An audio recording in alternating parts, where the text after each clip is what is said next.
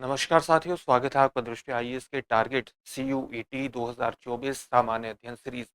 इस सीरीज में हम आपके सामने कुछ प्रश्नों को लेकर के आ रहे हैं ताकि इन प्रश्नों के माध्यम से आप अपनी तैयारी का सही तरीके से मूल्यांकन कर सके और इस मूल्यांकन के आधार पर आप अपनी तैयारी में जहां भी सुधार की आवश्यकता है वहां सुधार कर सके और परीक्षा को क्वालिफाई कर सके। तो चलिए आज के प्रोग्राम की शुरुआत करते हैं और आज के पहले प्रश्न को देखते हैं। आज का पहला प्रश्न है, राज्यपाल के रूप में नियुक्ति के लिए न्यूनतम आयु क्या है? आपके ऑप्शंस हैं, ऑप्शन ए 25 वर्ष, ऑप्शन बी 30 वर्ष, ऑप्शन सी 35 वर्ष या ऑप्शन डी 40 वर्ष। इसका जो सही उत्तर होगा, इसका सही उत्तर होगा 35 वर्ष। चलिए इसकी थोड़ी व्याख्या देखने का प्रयास करते हैं। व्याख्या क्या है? राज्यपाल की नियुक्ति, उसकी शक्तियां और राज्यपाल के पद का प्रावधान भारतीय संविधान के अनुच्छेद 153 से लेकर के अनुच्छेद 162 के अंतर्गत किया गया है। इसमें राज्यपाल से संबंधित कुछ अर्हताएं निर्धारित की गई हैं।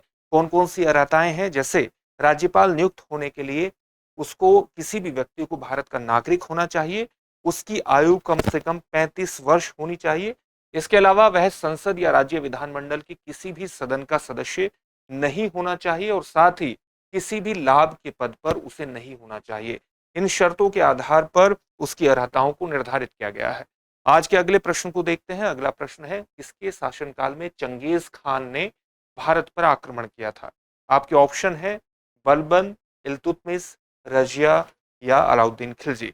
चलिए इसकी भी व्याख्या के आधार पर इसके उत्तर को जानने का प्रयास करते हैं और जब हम इसके उत्तर को जानने का प्रयास करेंगे तो इसका उत्तर होगा इल्तुतमिश यानी ऑप्शन बी।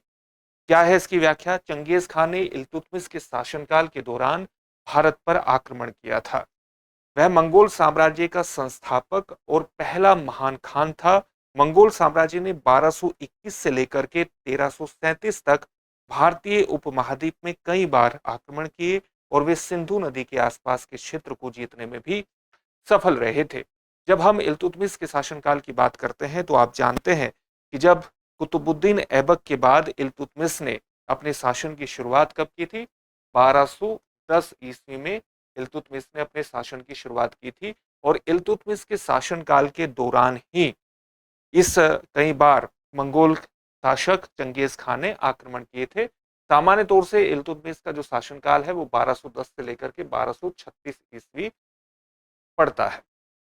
आज के अगले प्रश्न को देखते हैं। अगला प्रश्न है, एलिफेंटा गुफाएं मुख्य रूप से किस हिंदू देवता को समर्पित हैं? आपके ऑप्शंस हैं भगवान शिव, भगवान हनुमान, भगवान इंद्र या भगवान ब्रह्मा। इसका सही उत्तर क्या होगा? इसका सही उत्तर होगा भगवान शिव। इसकी थोड़ी व्याख्या देखते हैं। व्याख्या क्या है? एलिफेंटा समुद्र में एक छोटा सा द्वीप है और गेटवे ऑफ इंडिया जो कि मुंबई में स्थित है वहां से लगभग 6.2 मील उत्तर पूर्व की दूरी पर स्थित है। एलिफेंटा पहाड़ियों में 5 गुफाएं खोजी गई हैं जो हिंदू धर्म और विशेष रूप से भगवान शिव से संबंधित है। आज का अगला प्रश्न है, भारत का सबसे ऊंचा हवाई अड्डा कौन सा है? आपके ऑप्शन है, ऑप्शन ए धर्मशाला हवाई अड्डा, ऑप्शन बी पिथौरागढ़ हवाई अड्डा, ऑप्शन सी लेह हवाई अड्डा और ऑप्शन डी देहरादून हवाई अड्डा। अगर आप इसके उत्तर को देखेंगे, इसका उत्तर होगा ऑप्शन सी लेह हवाई अड्डा।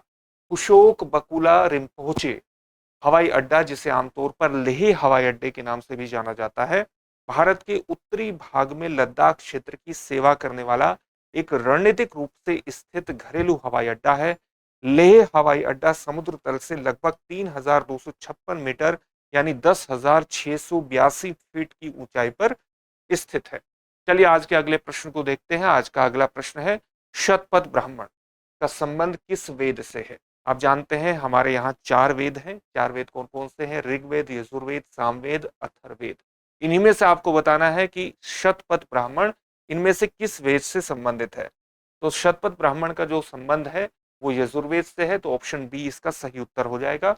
शतपथ ब्राह्मण माध्यम दिन संस्करण शुक्ल यजुर्वेद से संबंधित है। आप जानते हैं शुक्ल यजुर्वेद की ही एक शाखा है माध्यम दिन शाखा और इसी से संबंधित है शतपथ ब्राह्मण। इसके अंतर्गत 14 कांड, 100 अध्याय, 68 प्रपाठक और 436 ब्राह्मण के साथ साथ 7179 कांडिकाएं इसके अंतर्गत आती है। यानी इतने 14 कांडों, 100 अध्यायों, 68 प्रपाठकों, 436 ब्राह्मणों और 7179 कांडिकाओं में शतपथ ब्राह्मण या आप कह सकते हैं ये विभाजित है। चलिए अगला प्रश्न देखते हैं। अगला प्रश्न है, किसने कहा था कि मिस्र नील नदी का उपहार है? आपके ऑप्शन है हेरोडोटस, दूसरा ऑप्शन है सल्लुस्त, तीसरा ऑप्शन है अरस्तु, चौथा ऑप्शन है एरियन। इसका जो सही उत्तर होगा हेरोडोटस यानी ऑप्शन ए। हेरोडोटस ने कहा था कि मिस्र नील नदी का उपहार है। मिस्र की सभ्यता लगभग 10,000 ईसा पूर्व नील नदी की उपजाऊ घाटी में पनपने लगी थी। बता दें कि मिस्र के लोग नील नदी को भगवान के रूप में ही पूजते थे और उसका अत्यधिक महत्व था। अगला प्रश्न है, निम्नलिखित में से कौन सा सुमेलित नहीं है? आपके ऑप्शन है, ऑप्शन ए डंपा अभ्यारण्य Mizoram, option B Valmiki reserve Bihar, option C Rohila राष्ट्रीय उद्यान हिमाचल प्रदेश या ऑप्शन डी गांधी सागर अभ्यारण्य अभ्यारण्य राजस्थान। इसका जो सही उत्तर होगा गांधी सागर अभ्यारण्य राजस्थान। ये सही तरीके से सुमेलित नहीं है क्योंकि गांधी सागर जो अभ्यारण्य है ये मध्य प्रदेश में स्थित है, न कि राजस्थान में। और मध्य प्रदेश के कहां पर स्थित है? मंदसौर में स्थित है। इसके अलावा डंफा अभ्यारण्य मिजोरम में है, वाल्मीकि रिजर्व बिहार में पड़ता है और रोहिला राष्ट्रीय उद्यान की अवस्थिति हिमाचल प्रदेश में है। आपका अगला प्रश्न है, निम्नलिखित में से कौन गोबर गैस का प्रमुख घटक है, एलिमेंट है? आपके ऑप्शन है ए ब्यूटेन, बी इथेन, सी प्रोपेन या डी मिथेन। इसका जो सही उत्तर होगा ऑप्शन डी यानी मिथेन। गोबर गैस या बायोगैस में अधिकांशतः मिथेन यानी CH4 और कार्बन डाइऑक्साइड यानी CO2 होता है। इसमें अल्प मात्रा में हाइड्रोजन सल्फाइड और नमी भी होती है। चलिए आज के अगले प्रश्न को देखते हैं। आज का अगला प्रश्न है, युग पुरुष भारत रत्न अटल जी पुस्तक के लेखक कौन है? आपके ऑप्शंस हैं, option A Ramesh Pokhriyal Nishank, option B Praveen Kumar Pandey, option C Ramesh Dutt Dixit या ऑप्शन डी नीरज श्रीवास्तव। इसका जो सही उत्तर होगा वो होगा ऑप्शन ए रमेश पोखरियाल निशंक। युग पुरुष भारत रत्न और अटल जी नामक पुस्तक भारत के पूर्व प्रधानमंत्री अटल बिहारी वाजपेयी के सामाजिक और राजनीतिक जीवन पर आधारित है। इसे रमेश पोखरियाल निशंक ने लिखा है और इस पुस्तक की जो पहली प्रति थी वो भारत के राष्ट्रपति तत्कालीन राष्ट्रपति प्रणब मुखर्जी को सौंपी गई थी, क्योंकि ये पुस्तक वर्ष 2016 में लिखी गई थी और उस समय भारत के राष्ट्रपति प्रणब मुखर्जी थे। भारत के उपराष्ट्रपति का कार्यकाल कितना होता है? आपके ऑप्शन है, ऑप्शन ए 4 वर्ष, ऑप्शन बी 5 वर्ष, ऑप्शन सी 2 वर्ष, ऑप्शन डी 6 वर्ष।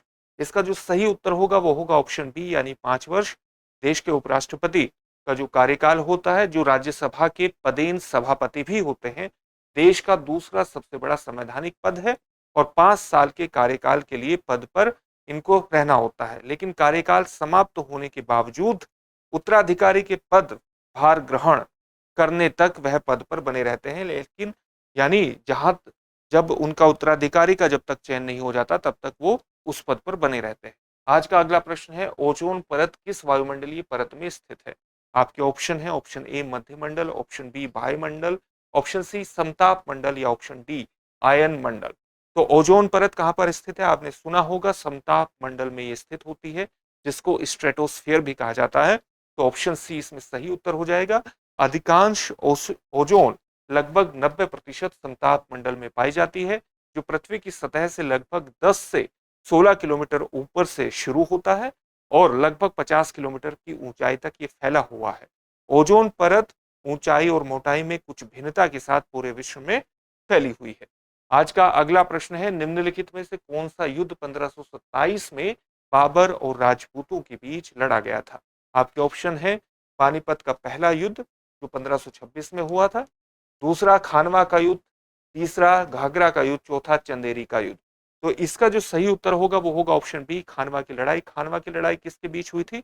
1527 में फतेहपुर सीकरी के पास खानवा में जब राणा सांगा और बाबर की सेनाएं आमने सामने हुई तो उनके मध्य एक युद्ध हुआ, जिसे खानवा के युद्ध के नाम से जाना जाता है। हालांकि राजपूतों ने बाबर को घेर लिया था, लेकिन तकनीकी रूप से उसकी बेहतर सेना ने युद्ध जीत लिया, यानी बाबर की सेना ने युद्ध जीत लिया था और ये एक महत्वपूर्ण लड़ाई थी। अगला प्रश्न है, निम्नलिखित में से कौन सी चट्टानें आग्नेय चट्टानें नहीं है? आपके ऑप्शन है, option A dolomite, option B granite, option C basalt या ऑप्शन डी ग्रेबो। इसका जो सही उत्तर होगा वो होगा ऑप्शन ए डोलोमाइट। डोलोमाइट को आग्नेय चट्टान नहीं माना जाता है। तो इसमें जो इसकी व्याख्या देखने का प्रयास करेंगे तो उसमें एक कॉन्सेप्ट विशेष रूप से महत्वपूर्ण होता है। जब धरती के भीतर से मैग्मा निकलता है तो वो बाहर आकर के धरती की सतह पर ठंडा हो जाता है, जिसको हम लावा के रूप में कहते हैं। तो लावा जब धरती के भीतर अंदरूनी हिस्से में रहता है, धरती की पपड़ी में या मेंटल एरिया में रहता है, तब हम उसको मैग्मा कहते हैं। और बाहर निकलने पर जब वो धीरे धीरे सूखता, पपड़ी उसकी बनती है जिससे आग्नेय चट्टानों का निर्माण होता है, तब हम उसे लावा कहते हैं। तो चूंकि आग्नेय चट्टानें पृथ्वी के अंदरूनी भाग से निकले लावा से बनती है, इसलिए उन्हें प्राथमिक चट्टानें कहा जाता है। आग्नेय चट्टानें तब बनती है जब मैग्मा ठंडा होकर, यानी जो धरती के भीतर से मैग्मा निकलता है और लावा के रूप में वो धरती की सतह पर फैलता है और ठंडा होकर के ये मैग्मा ठंडा हो जाता है, तब आग्नेय चट्टानों का निर्माण होता है। इसमें कौन कौन सी चट्टानें आती हैं? ग्रेनाइट, गैब्रो, पेग्माटाइट, बेसाल्ट, ज्वालामुखी ब्रेक्सिया और टफ आग्नेय चट्टानों के कुछ महत्वपूर्ण उदाहरण हैं। निम्नलिखित में से किसे अमीर खुसरो की रचना नहीं माना जाता है? आपके ऑप्शन है, ऑप्शन ए तारीख ए अलाई, ऑप्शन बी नुहू सिपीहर, सी मुफ्ता मिफ्ता उल फुतू या ऑप्शन डी तूतीनामा। इसका जो सही उत्तर होगा होगा ऑप्शन डी तूतीनामा। अमीर खुसरो एक कवि और इतिहासकार थे जिन्हें भारत के सबसे महान फारसी भाषा के कवियों में से एक माना जाता है। उन्होंने जनक कव्वाली का जनक भी अमीर खुसरो को माना जाता है। और भारतीय सूफियों का भक्ति संगीत सामान्य तौर से कव्वाली के रूप में जाना जाता है। अमीर खुसरो की प्रमुख रचनाओं की अगर हम बात करें तो उसमें आती है तारीख अलाई, नुहू सिपीहर, मिफ्ता उल फुतूह, तुगलकनामा और आशिका। 14वीं शताब्दी की एक साहित्यिक कृति तूतीनामा, जिसका शाब्दिक अर्थ है तोते की कहानियां, सूफी लेखक जियाउद्दीन नक्शबी द्वारा रची गई थी। चलिए अगले प्रश्न की तरफ बढ़ते हैं और अगला प्रश्न है, निम्नलिखित में से कौन सा रसायन समुद्री जल से सामान्य लवणों को छानकर पीने योग्य जल बनाने के लिए आणविक छलनी के रूप में उपयोग किया जाता है? आपके ऑप्शन है, option A graphene oxide, option B phosgene, option D sodium hypochlorite या ऑप्शन डी कैल्शियम कार्बोनेट। इसका जो सही उत्तर होगा option A graphene oxide. Graphene oxide का उपयोग समुद्री जल से सामान्य लवणों को छानकर पीने योग्य जल बनाने के लिए आणविक छलनी के रूप में किया जाता है। चलिए अगले प्रश्न की तरफ बढ़ते हैं। आज का अगला प्रश्न है, निम्नलिखित में से कौन भारतीय संविधान का अंतिम व्याख्याता और संरक्षक है? आपके ऑप्शन है, ऑप्शन ए राष्ट्रपति, ऑप्शन बी प्रधानमंत्री, ऑप्शन सी सर्वोच्च न्यायालय या ऑप्शन डी सर्वोच्च न्यायालय के साथ साथ उच्च न्यायालय। तो इसका जो सही उत्तर होगा ऑप्शन सी सर्वोच्च न्यायालय। भारतीय संविधान का अंतिम व्याख्याता सर्वोच्च न्यायालय को माना जाता है, अंतिम संरक्षक सर्वोच्च न्यायालय को माना जाता है। भारत के संविधान के तहत सर्वोच्च न्यायिक मंच और अपील की अंतिम अदालत सर्वोच्च न्यायालय है। इसके पास मूल, अपीलीय और सलाहकारी क्षेत्राधिकार के रूप में व्यापक शक्तियां भी विद्यमान है। अगर हम अगले प्रश्न की तरफ बढ़ते हैं, अगला प्रश्न है, निम्नलिखित में से भारत का कौन सा राज्य केसर की खेती के लिए जाना जाता है? आपके ऑप्शन है, option A Sikkim, option B Assam, option C Jammu and Kashmir, option D Meghalaya. इसका जो सही उत्तर होगा ऑप्शन सी होगा जम्मू और कश्मीर। केसर जम्मू और कश्मीर की एक प्रसिद्ध फसल है जो कश्मीर और किश्तवाड़ की अच्छी जल निकासी वाली करेवा मिट्टी पर पैदा होती है। यहाँ अच्छी वृद्धि और फूल उत्पादन के लिए आदर्श जलवायु परिस्थितियां भी विद्यमान है। चलिए अगले प्रश्न की तरफ बढ़ते हैं। निम्नलिखित में से दिल्ली के किस सुल्तान ने सिकंदर ए सानी की उपाधि धारण की थी? आपके ऑप्शंस हैं, option A Balban, option B Alauddin Khilji, option C Mohammad bin Tughlaq या ऑप्शन डी सिकंदर लोदी। इसका सही उत्तर होगा ऑप्शन बी अलाउद्दीन खिलजी। खिलजी वंश का दूसरा सुल्तान था और इस वंश का सबसे शक्तिशाली राजा माना जाता है। कब से कब तक शासन किया? 1296 से 1316 तक शासन किया, लगभग 20 वर्षों तक। और खुद को दूसरा सिकंदर कहलाना पसंद करता था और इसने सिकंदर सानी की उपाधि धारण की थी। अगला प्रश्न है, ओलंपिक खेल आमतौर पर कितने वर्ष में आयोजित किए जाते हैं? आपके ऑप्शन है 2 वर्ष, 4 वर्ष, 6 वर्ष या 5 वर्ष। इसका सही उत्तर होगा 4 वर्ष।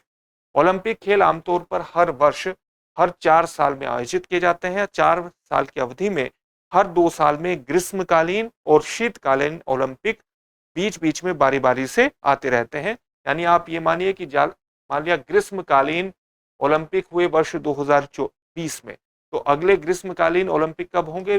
2024 में।